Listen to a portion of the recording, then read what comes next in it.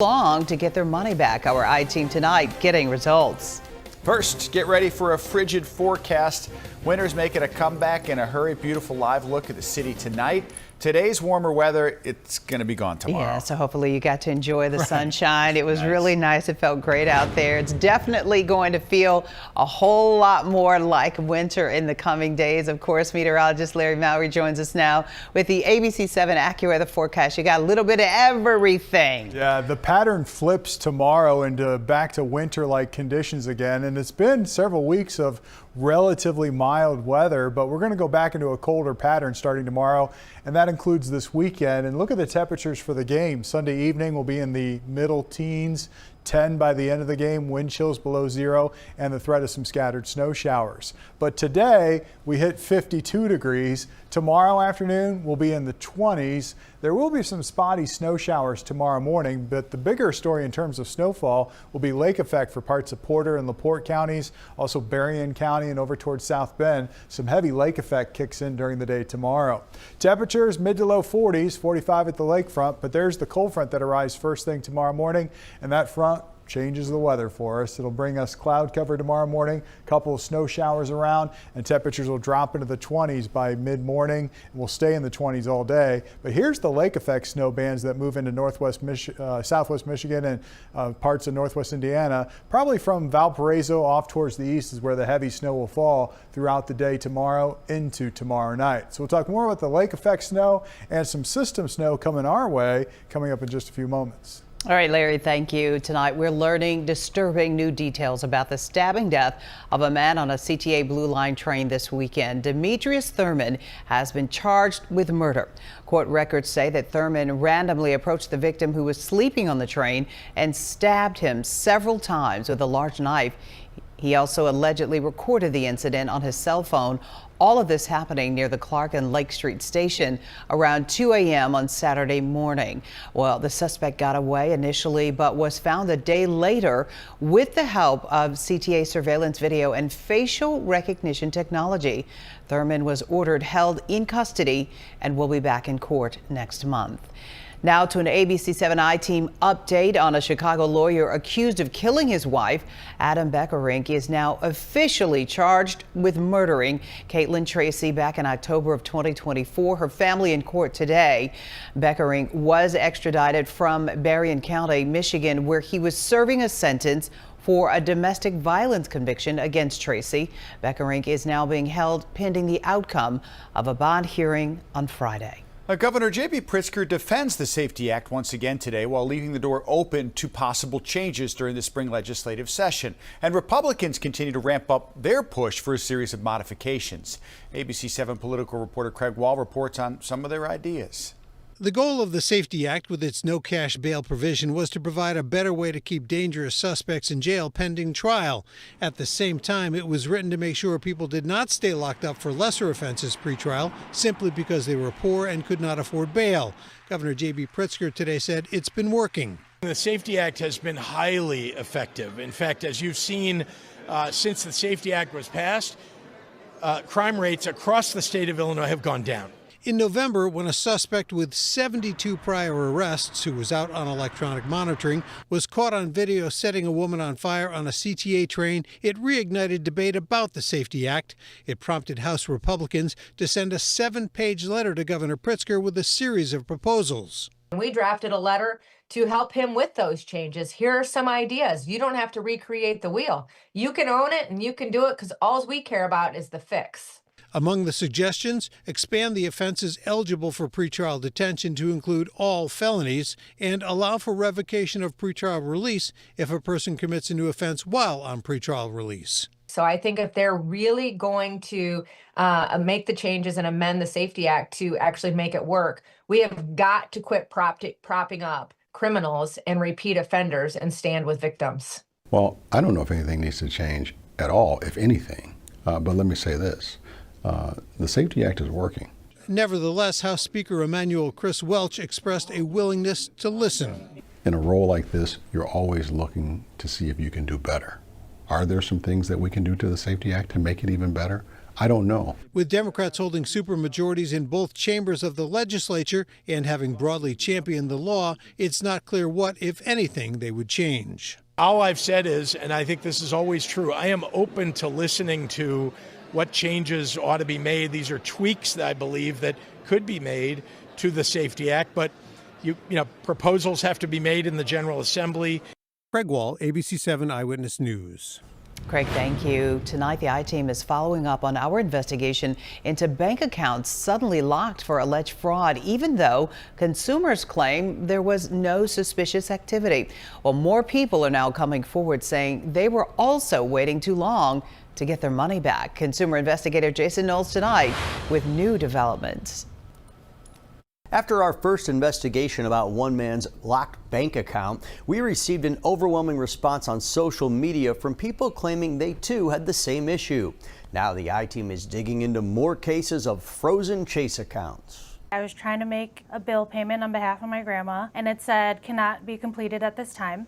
River North resident Arlie Renacito has a joint Chase account she's shared with her grandmother in the Philippines for 15 years. She says a branch manager told her the account was flagged with little explanation. We got a letter probably like 2 weeks after I noticed the account was frozen. She says there was no suspicious activity and for about 3 months, no access to the money her grandmother depended on. After the I-Team reached out, Chase released the $44,000. And what was your reaction? And I was like, well, finally, just some movement. Back in October, Lombard resident Jim Gibson told the I-Team how Chase froze $42,000. Gibson said there was nothing suspicious going on with his account, although Chase said there was suspected fraud. He says the bank waited more than a month to refund his money until the I-Team contacted Chase. Extremely stressful. In North Carolina, Gary Anderson also says Chase abruptly shut down his account for unusual activity. I couldn't log in because suspected fraud. And then they tell me that, unfortunately, they can't do business with me anymore. Anderson says he has no idea what could have been suspicious, and he was just making electronic deposits. You weren't taking large sums of money out? No. I hadn't even did a withdrawal on the account. He says he waited almost 2 weeks for $845 to be issued. You got that check quickly after we stepped in. That is correct. I got the check the very next day. We also uncovered a third similar case in which Chase refunded a Wisconsin customer more than $5,000 after they waited about a month. In all 3 cases, Chase says protecting our customers' accounts and personal information is our top priority. Occasionally, we identify concerning transactions and take appropriate action as permitted by our account terms. All banks and financial institutions do this to both safeguard customers and their finances and for regulatory reasons. Chase added that it resolved Anderson's case in accordance with the deposit account agreement. How has this whole situation made you feel? Like I'm not in control of your own money. All banks do have authority to freeze or close accounts if they suspect fraud, money laundering, or unusual activity, and Chase says it always intended to issue the refunds to the consumers in our reporting. If you're planning a large transaction, experts suggest notifying your bank. Jason Knowles, ABC7 Eyewitness News. Great work, Jason. Thank you for that update. Now, if you're hunting for tickets to Sunday's game, we want to warn you, be careful, everybody, where you search for them because scammers are trying to take advantage of all your playoff excitement. And John Garcia has some advice on how to play it safe when spending some money. Everything Bears is literally flying off the shelves at places like Clark Street Sports. There is a lot of excitement about Sunday's game with the Rams, but with that excitement also comes advice from experts about how to avoid ticket scams. Christmas may be in the rearview mirror, but it's a Bears celebration for Clark Street Sports. Shoppers are looking for the latest in Bears gear, and there is a lot of it, from jerseys to hoodies to T-shirts. Janaira Mansaroso is looking for something for her son. My son, I'm getting his T-shirt he can wear to school on Fridays. In the back of the store, they're busy fulfilling internet orders for Bears gear. Business is brisk right now. I love doing what I do, but it's so much more fun when a team's winning, so this is awesome. The Better Business Bureau is warning Bears fans not to get so caught up in all of it that they fall for scams. The excitement always brings out the scam artists. People get excited for this and they want tickets at all costs. They'll get paid to get there. Unfortunately, the scammer knows that. The Better Business Bureau has several tips for ticket buyers, including deal with sites beginning with HTTPS and those that have the lock symbol in the address bar. Also, beware of tickets with forged barcodes, and always use a credit card rather than cash or a payment app for added security. Go Bears! Oh, and if you're going to the game, you might want to bundle up. Merchants are happy to help in that area. We got scarves, earmuffs, knit hats, winter hats, you name it, we'll have you covered for warmth. Now, we don't want to jinx things, but in the sports apparel business, they have to plan ahead. So they've actually already put in their order for Bears Super Bowl merchandise. Here's hoping they get to use it. On the Northwest Side, John Garcia, ABC7 Eyewitness News. Yeah, that part. Easy. Two more wins, and we go to the Super Bowl. I know. Okay. We're not done, too. We got like a couple more days of coverage. Look for extensive coverage leading up to Sunday's game all week on air and here online. Still many great stories to tell about this huge matchup. Yeah, we have lots more related stories. It is a devastating disease, most likely to impact pro football players and other athletes. So tonight, we are talking about CTE with a local doctor and researcher, a prominent researcher, trying to find a new way to diagnose it. It's a timely topic as well. Yeah. An actor and director turns himself in after accusations of child abuse. And later on, a new partnership that is taking flight. We'll be right back.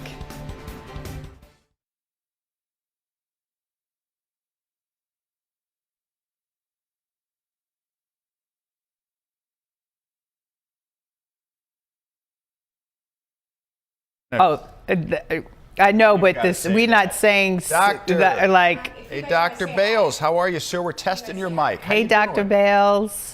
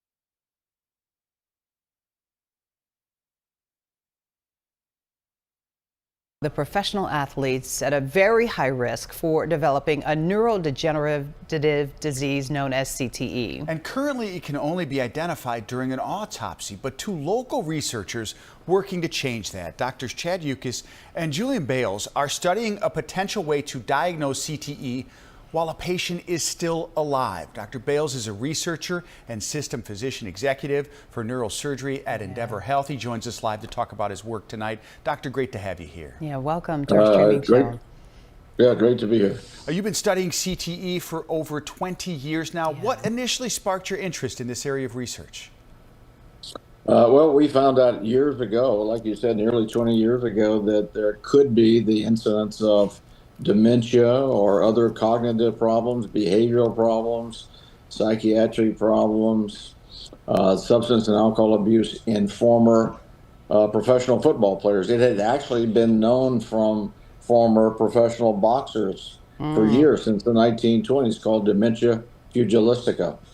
So then it emerged that it was possible in former football players, and that led to a lot of reforms, but still we're trying to make a living diagnosis. It has affected directly the Chicago Bears team for sure here in Chicago. But talk about the research and how it impacts families and how you start to see some of the symptoms, Dr. Bales. There are two groups of symptoms. Some are in younger former players in their 20s and 30s and 40s, and they start out with behavioral issues and marital and other problems, behavior problems. substance and alcohol abuse. And the second group is older people in their 70s, 60s, 70s, and 80s, and it's more of a dementia pattern. The big issue is that right now, and always in the past, it could only be diagnosed by autopsy. So you can't really help someone with a disease if you only find out they have it when they're deceased. So this led to us beginning this study to try to find CTE-like symptoms or changes in a scan while they're still alive.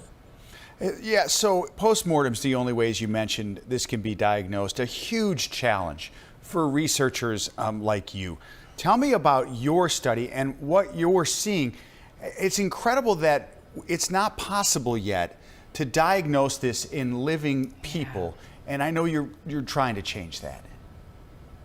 Well, you're right. It doesn't show up on typical anatomical scans like CAT scans or MRI.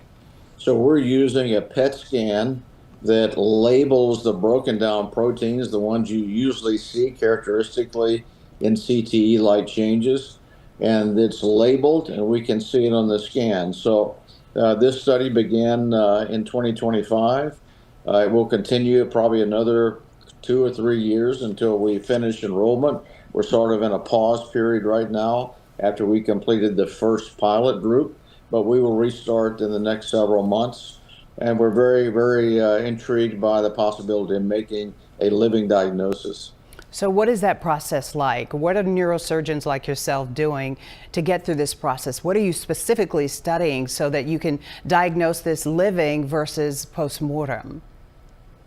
So patients are administered intravenously a radionuclide, a radioactive pharmaceutical that will label the denatured tau and amyloid proteins, the two characteristic changes seen in the brain, and then we see it on the scan.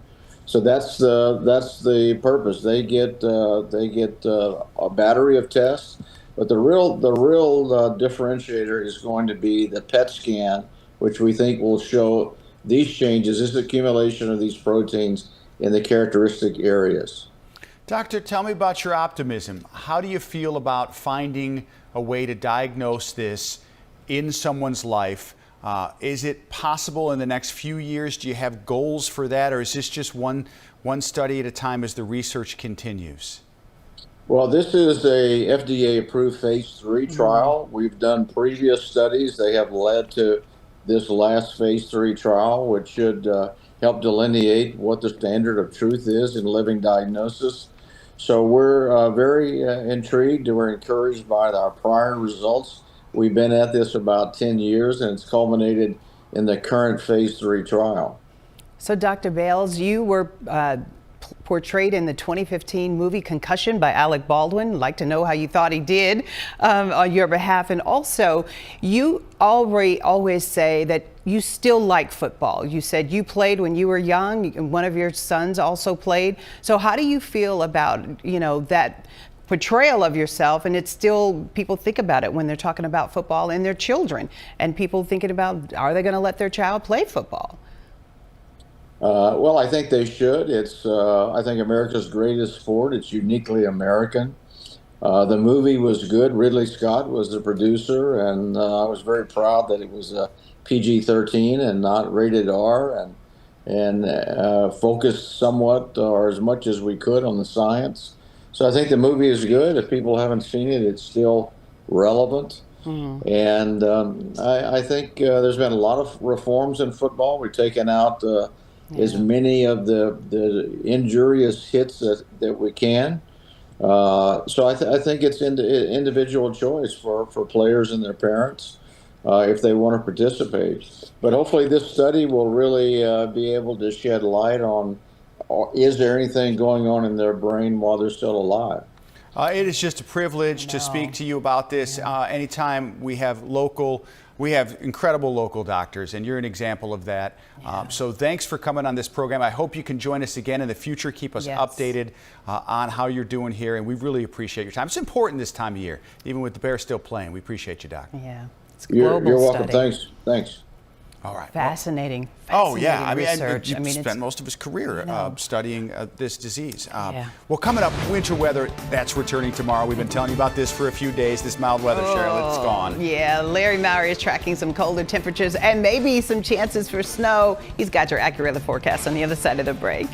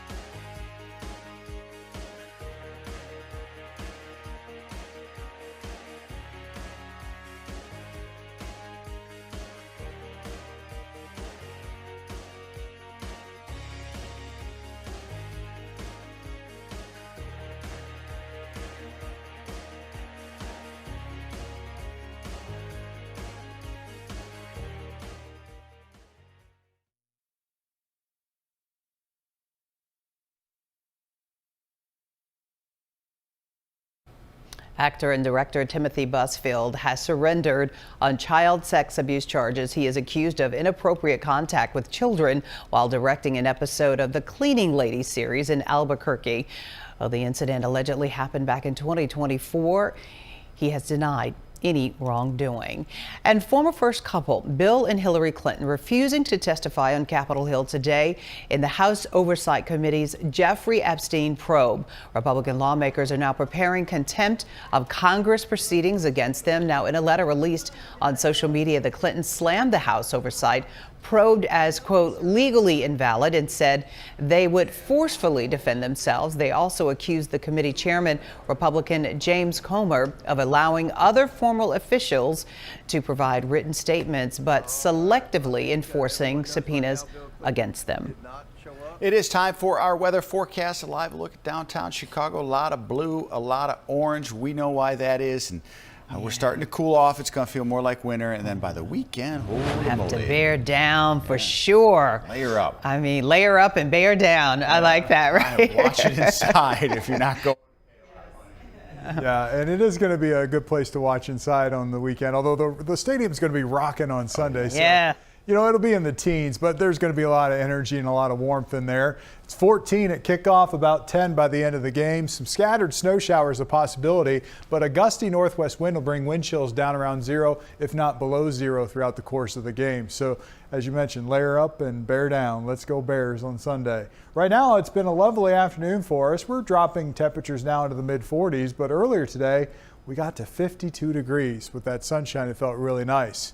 The weather pattern changes tomorrow. Temperatures in the 20s through most of the day tomorrow. A couple flurries and some scattered snow showers around, especially in the morning, and quite windy as well. Temperatures right now, well, they're sitting in the 40s, 45 in Gary, 44 at Midway, 44 at the lakefront, and 43 in Joliet.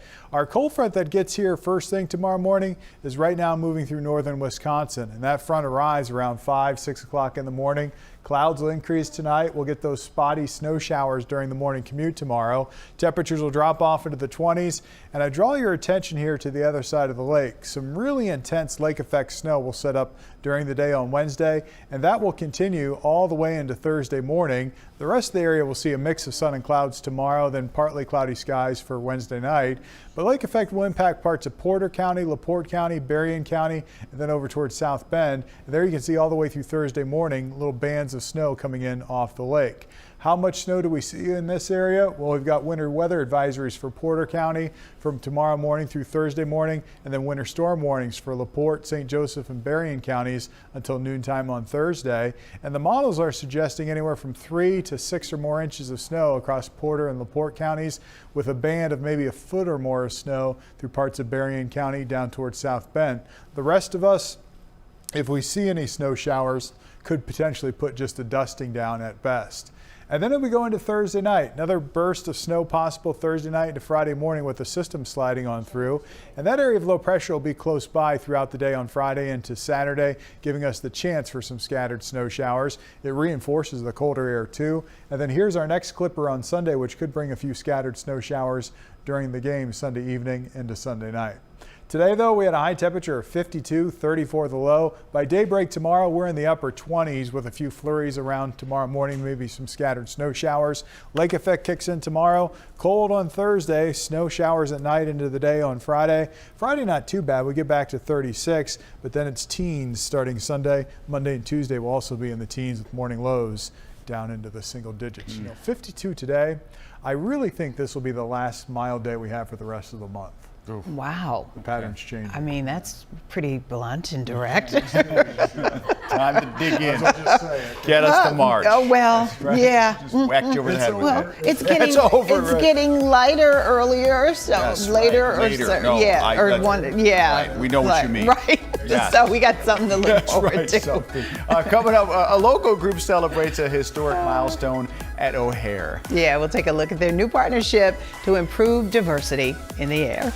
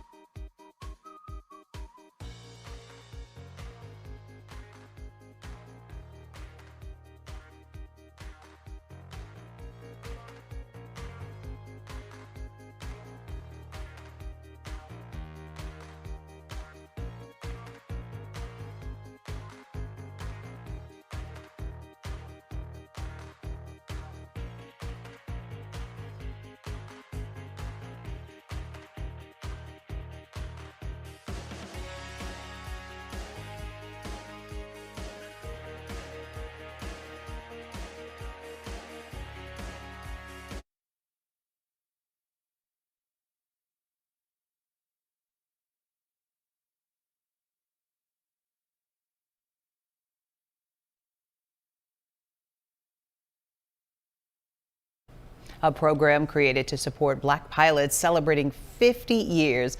They've now partnered with American Airlines to grow representation in aviation careers. ABC7's Jasmine Miner has this story tonight.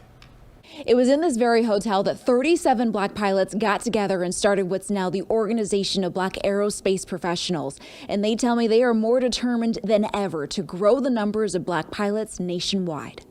At 15 years old, I was rolling down with the instructor, Sean Smith. We were in charge, and it was absolutely empowering. American Airlines pilot Captain Beth Powell says that was the moment she learned she could get paid to live her dream, a dream she is working to create for others like her. Coming to America, I didn't see anyone that looked like me during my flight training. By 21, Powell joined the Organization of Black Aerospace Professionals, or OPAP, a group co-founded in 1976 by David Harris, the first Black commercial airline pilot.